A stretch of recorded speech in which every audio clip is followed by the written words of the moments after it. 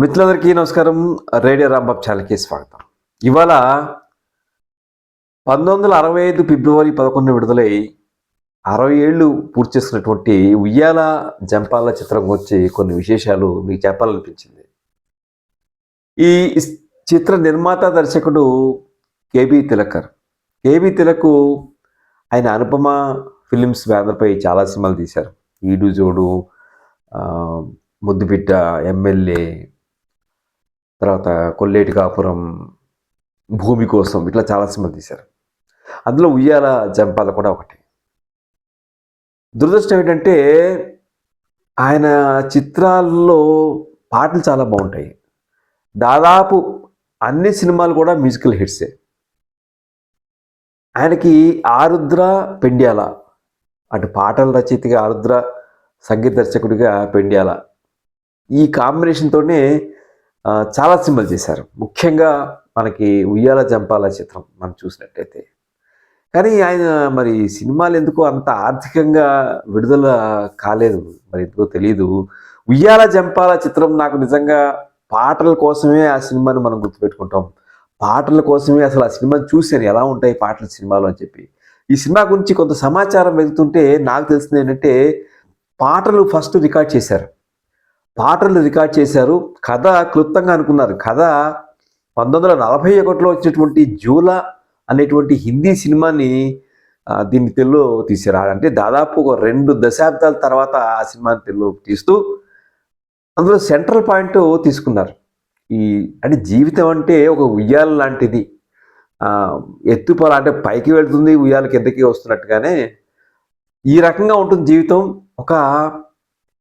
ఒకే రేఖలో ఉండటం అనేది సాధ్యం కాదు, కానీ మనం అలా భావించాలని చివరికి మన గుమ్మడి పాత ద్వారా చెప్తారు. సరే, జూలా చిత్రాన్ని తెలుగుకి చాలా తెలుగు నేటివిటీకి మార్చుకున్నప్పుడు ఫస్ట్ పాటలు రికార్డ్ చేసి పాటలకు అనుగుణంగా కొన్ని దృశ్యాలు రాసుకుని అలా ఈ సినిమాని రూపొందించారు. ఎక్కువగా మనకి కోనసీమ ప్రాంతంలో ఈ సినిమాని బాగా, నరసాపురం చుట్టుపక్కల ప్రాంతాల్లో ఈ సినిమాని తీశారు, లంక గ్రామంలో తీశారు. ఎవరికైనా ఉయ్యాల జంపాలనగానే గుర్తుకొచ్చే పాట ముద్ర కొండగాలి తిరిగింది, గుండె ఊసులాడింది, గోదావరి వరదలాగా కోరిక చెలరేగింది అటువంటి అద్భుతమైన పాట. అంతగా పాట పిక్చరైజ్ కూడా చాలా బాగుంటుంది. జగ్గయ్య ఆయన పడవ నడుపుకుంటూ పాడతారు, గోదావరి మధ్యలోంచి వెళ్తూ. ఆ ఒడ్డున మనకి కృష్ణకుమారి గారు ఉంటుంది. దాంతోపాటుగా పాటలు ఇంకొకటి, మొదట 5 నిమిషాలు 10 నిమిషాలను మొదటి పాట వస్తుంది. ఓ పోయే పోయే చిన్నదానా నీ తీయని మనసు నాదేనా అనేటువంటి పాట. ఆ పాట చాలా బాగుంటుంది. అందాల రాముడు ఇందీవర శ్యాముడు అని చెప్పినటువంటి పాట, అది బాగుంటుంది. దాచిన దాగదు వలపు అనేటువంటి ఒక హిందీ ట్యూన్తో చేసేటువంటి పాట, అది కూడా చాలా బాగుంటుంది. ఏటిలోని కెరటాలు ఏరు విడిచిపోవు అనేటువంటి పాట ఉంది కదా, మనసులోని మమకారం ఎన్నటికీ పోదు అనేటువంటి పాట, అద్భుతమైనటువంటి పాట. ఇది కాకుండా ఉయ్యాల జంపాల అనేటువంటి టైటిల్ సాంగ్ కూడా ఉంది. ఇన్ని పాటలు ఉన్నటువంటి మరి ఉయ్యాల జంపాలు ఎందుకు ఆ రోజుల్లో 1965లో విడుదలైనప్పుడు ప్రేక్షకుల్ని ఆకట్టుకోలేకపోయింది? కథ చూస్తే మనం కొన్ని పాత్రలు చెప్తాను. గుమ్మడి శ్రీపతి అనేటువంటి ఒక జమీందారు, ఆయనకి 2 కొడుకులు. అందులో 2 కొడుకుల్లో ఒక అతను ఆయన స్నేహితుడి కొడుకు. అది చివరి కానీ రివీల్ చేయరు. అంటే మధ్యలో మనకి ఆ స్నేహితుడిలో ఒక పాత్ర పేరు మధు, ఒక పాత్ర పేరు రవి. మధుగానేమో ప్రభాకర్ రెడ్డి పోషించారు, రవిగానేమో జగ్గయ్య పోషించారు. మనకి మొదట్లో ఏం చెప్తారంటే ఒక స్టేజ్లో రవి స్నేహితుడి కొడుకు అని చెప్పి చెప్తారు. ఈ 2 కొడుకుల్ని ఆయన ఒక కఠోర క్రమశిక్షణతో పెంచుతాడు. మధు ఏమో ఫోటోగ్రాఫర్గా ఉంటాడు, ఇతను రవి ఏమో పాటలు రాయటం, భావకుడు, కవి అనుకుందాం. ఇద్దరికీ కూడా స్త్రీల పట్ల వ్యతిరేక అభిప్రాయాలు ఉంటాయి. రవి ఏమో స్త్రీని గౌరవిస్తాడు, మధు ఏమో స్త్రీ అంటే పుష్పం లాంటిది, ఆఘ్రానించి వదిలేయాలి అనేటువంటి ఒక ఆ రకమైనటువంటి పోకడలు ఉన్నటువంటి వాడు. మొదటగానే ఓ పోయే పోయే చిన్నదనేటువంటి పాట కృష్ణకుమార్ని చూసి జగ్గయ్య పాడినా చెప్పుకోలేకపోతాడు, మిమ్మల్ని చూసి ఈ పాట పాడారని. వాళ్ళిద్దరు ఏదో కొంత ఘాటైన సంభాషణ జరుగుతుంది. తర్వాత ఇదే కృష్ణకుమార్ని మధు ఫోటో తీస్తాడు. ఫోటో తీసి తప్పకుండా దీన్ని మీ అందాన్ని 10 మందికి తెలియజేస్తానని నేను చెప్తాడనమాట. అంటే ఇద్దరి 2 పాత్రలు వారి యాటిట్యూడ్స్ లేదా దృక్పథాలు ఏ విధంగా ఉన్నాయి అనేది దర్శకుడు మనకి చూపిస్తాడు.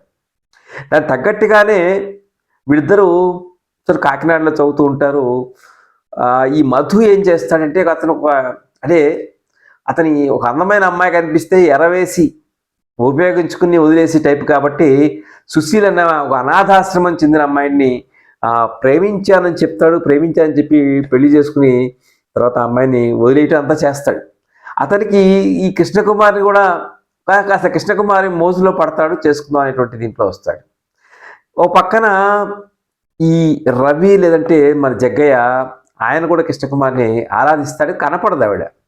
అయితే ఏమిటంటే ఈ శ్రీపతి గారి గుమాస్తా ఏం చేస్తాడంటే ఆయన చూస్తాడు ఇతను అది పేరు మారుస్తే అక్కడ ఏం చేస్తాడంటే ఈ ప్రభాకర్ రెడ్డి కొంచెం విలన్ కాబట్టి నిజం చెప్పాలంటే ప్రభాకర్ రెడ్డి గారు ఆయన చాలా క్యూట్గాను చాలా హీరోలాగా స్మార్ట్గా ఉన్నాడు. 65 అంటే ఆయన అప్పట్లో కొత్తగా వచ్చినట్టు సమయం అనుకుంటా అందంగా కనిపించాడు. ఆయన దర్శకుడు అంటే కథలో ఒక ట్విస్ట్ రావాలి కాబట్టి తమ్ముడి పేరుతో చెప్తాడు. నా పేరు రవి అని చెప్పి తమ్ముడి పేరు చెప్పి పెళ్లి చేసుకుంటాడు ఆ సుశీల్ని. సో ఎప్పుడైతే ఈ సుశీల్ అనేటువంటి అమ్మాయి వచ్చి నన్ను రవి పెళ్లి చేసుకున్నాడు అనగానే ఈ గుమాస్తా భ్రమపడి తన జమీందారు శ్రీపతిరావు అంటే గుమ్మడికి పోయి చెప్తాడు, మీ అబ్బాయి రవి ఎవరో ఒక అనాథని పెళ్లి చేసుకుని వదిలేశాడండి అని ఇవంతా చెప్తాడు. అంతటి గుమ్మడి జగ్గయ్యని పిలిచి కేకలేస్తాడు. జగ్గయ్య సున్నిత మనస్కుడు కావడంతో ఇల్లు వదిలి వెళ్ళిపోతాడు. సో అప్పుడు ఈ పాట వస్తుంది, ఏటిలోని కెరటాలు ఏరు విడిచిపోవు ఎదలోని మమకారం ఎక్కడికి పోదు అనేటువంటి అద్భుతమైనటువంటి పాట వస్తుంది. అలా తర్వాత గుమ్మడి బాధపడటం, కొడుకు వెళ్ళిపోవటం అనేది ఒక ఇది. ఈ జగ్గయ్య వెంటనే ఒక పల్లెటూరు వెళ్తాడు. ఆ పల్లెటూరులో పోస్ట్ మాస్టర్ ఉంటాడు. ఆ పోస్ట్ మాస్టర్ పాత్ర రమణారెడ్డి, ఆయన భార్య సూర్యకాంతం, కొడుకు చలం, కూతురేమో కృష్ణకుమారి. సో వాళ్ళకు ఒక పాఠశాల ఉంటుంది. ఆ పాఠశాలలో రవి పాత్ర అంటే జగ్గయ్య ఉపాధ్యాయుడిగా చేరతాడు. కానీ అక్కడ పేరు మారుస్తాడు, తన పేరు గోపి అని చెప్తాడు. తర్వాత ఎప్పుడైతే ఈ సుశీల అనేటువంటి ఆమెను పెళ్లి చేసుకున్నాడో మధు ప్రభాకర్ రెడ్డి, ఆ పాత్రని హోటల్లో కొన్నాళ్ళు ఉంచి తర్వాత తన సంబంధం లేదని చెప్పేస్తాడు, ఎవరో ఏమిటో అని చెప్పి అలా వదిలేస్తాడు. ఆ అమ్మాయి ఇక్కడికి వచ్చి ఇదే స్కూల్లో చేరటం. ఈ లోపల ఈ రవి గోపి అనే పేరుతో ఉంటాడు కాబట్టి రవి పేరుతోటి ఉత్తరాలు రాయటం, ఆ ఉత్తరాలు కృష్ణకుమారి చేరటం అంతా సరే ఒక కాంప్లికేటెడ్ స్టోరీ ఏదో ఉంటుంది. చివరికి ఒక బోట్లో చేజ్ చేయటం, లాంచీలో చేజ్ చేయటం, ఇవన్నీ చాలా జరుగుతాయి సినిమాలో. అయితే ఇప్పుడు అన్నా కదా సినిమా ఎందుకు పాటలు చాలా బాగున్నాయి, ఫోటోగ్రఫీ బాగుంది, చక్కటి పరిసరాలు, కోనసీమ ఇవన్నీ అందంగా కనిపిస్తాయి, ఎందుకు మరి ఆడలేదు సినిమా? అప్పుడు జనవరిలో వచ్చింది పాండవ వనవాసం జనవరి 14న అట్లా వచ్చింది, ఫిబ్రవరి 11 వచ్చింది. మరి ఎందుకు ఆడలేదు అంటే పాపం తిలక్ గారి బ్యాడ్ లక్ అని చెప్పి అనుకోవాలి. చక్కటి సంభాషణలు, క్లీన్గా ఉంటుంది సినిమా. అంటే ఆ రోజుల్లో హాస్యం మేబీ రాజబాబు, పద్మనాభం, రేలంగి ఇట్లా వీళ్ళందరూ ఒక హాస్య నటులుగా బాగా పేరున్నవారు కదా, అలాంటి హాస్యం కనపడలేదు. చలం చేత కొంచెం హాస్యం పండించారు కానీ ఆ పాత్ర మళ్ళీ కనిపించదు. చివరికి ఎప్పుడో మొదట్లో వస్తుంది, కాసేపు ఉంటుంది, మధ్యలో కనిపించదు. రమణారెడ్డి అటు హాస్యం కాదు, సీరియస్ కాదు అయినటువంటి ఒక పాత్ర చేస్తాడు ఆయన. బట్ సూర్యకాంతం టిపికల్గా ఆవిడ చేసేటువంటి ఒక గయ్యాలి పాత్ర ఏదో ఆ పాత్రను ఆవిడ చేసింది. నాకు అనిపించింది చాలామంది కృష్ణకుమార్ గారు అద్భుతంగా చేశారని కామెంట్స్లో నేను ఆ పిక్చర్ చూసినప్పుడు యూట్యూబ్లో చూశాను. కానీ కృష్ణకుమారి ఈ పాత్ర చాలా చిలిపిగా ఉంటుంది, చిలిపిగా ఉంటుంది, అమాయకత్వం ఉంటుంది, ఇవన్నీ ఆవిడకి నప్పలేదు. ఆవిడ ఒక హుందాగా ఉండేటువంటి పాత్ర అయితేనే ఆవిడ రాణించేదేమో. ఆ పాత్ర స్వభావానికి కృష్ణకుమార్ గారు నప్పలేదు, అందువలన ప్రేక్షకులు కరెక్ట్ కాలేదేమో అని చెప్పి అనుకున్నాను. అదే సుశీలగా నటించిన వాసంత్ అని ఆవిడ చాలా బాగా నటించారు, జీవించారు. అంటే ఒక మోసగింపబడినటువంటి భార్య లేదంటే స్త్రీ పాత్రలో ఆవిడ ఒదిగిపోయారు. గుమ్మడి పాత్ర బాగుంటుంది, బాగా చేశారు. అలాగే గుమ్మడి దగ్గర నాగన్న అనేటువంటి ఆయన ఒక మనం ఇంట్లో పాలేరు ఏదన్నా అనుకోండి, ఆ పాత్రని పెరుమాళ్ళు పోషించారు. ఆయన బాగా చేశాడు. అలాగే బహుశా మునసబ్ పాత్ర చేసింది కోన ప్రభాకర్ రావు గారు అనుకుంటా. ఆయన బాగా చేశారు. ఇక ఇక మిగిలిన పాత్రల్లో మనకి వచ్చింది ఏమిటంటే తాతారావు అనేటువంటి ఈ ప్రభాకర్ రెడ్డి అసిస్టెంట్ ఒకతను చేస్తాడు, లంకా సత్యం అనుకుంటా. అలాగే రన్నర్ పాత్ర ఒకటి ఉంటుంది ఇందులో. పోస్టల్ డిపార్ట్మెంట్లోనే ఒక అసిస్టెంట్ ఉంటారు. ఈ లెటర్స్ కలెక్ట్ చేసుకుని రావటం ఇలాంటివన్నీ ఆ రోజుల్లో అనమాట. ఆ పాత్రని చదలవాడు పోషించారు. చదలవాడు కూడా స్కోప్ ఉంది కానీ అంత పాత్రని సరిగ్గా ఉపయోగించుకోలేదేమో అని చెప్పి నాకు అనిపించింది.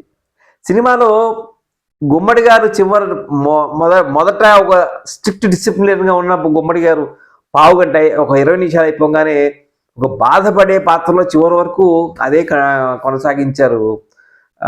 ఆయన పాత్రకి ఆయన ఓకే. అలాగే ప్రభాకర్ రెడ్డి, జగ్గయ్య వీళ్ళిద్దరి మధ్య అంటే అన్నదమ్ముల్లాగా వాళ్ళతో బాగా కలిసిపోయారు, బాగా నటించారు. చలం రోల్ ఇంకొంచెం డెవలప్ చేసి ఇంకొంచెం ఇంటిగ్రేట్ చేసి ఉండాల్సిందే.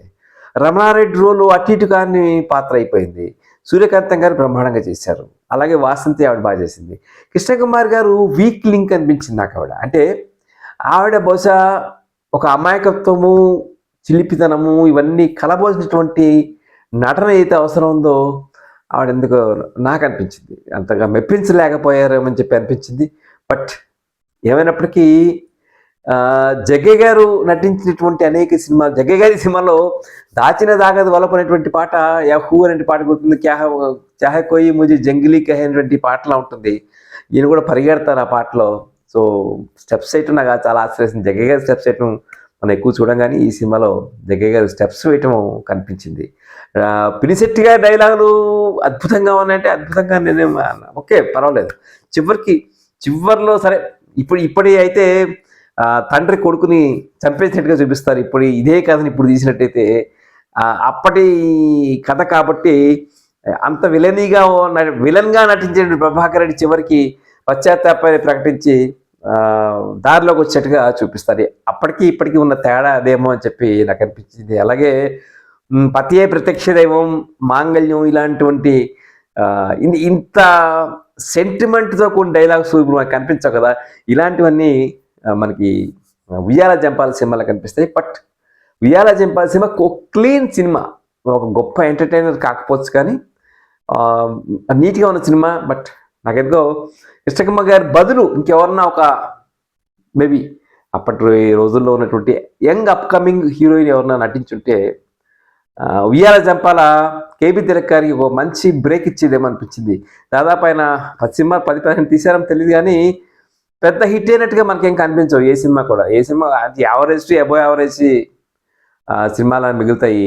బట్ ఉయ్యాల జంపాల ఒక మ్యూజికల్ హిట్. ఈ రోజుకి మనం ఉయ్యాల జంపాల గుర్తుపెట్టుకున్నామంటే 4-5 పాటల వల్ల మనం గుర్తుపెట్టుకుంటాం. సినిమా కథ, నటులు వీళ్ళ వల్ల గుర్తుపెట్టుకోం. ఆ క్రెడిట్ పెండియాల్ గారికి చెందుతుంది.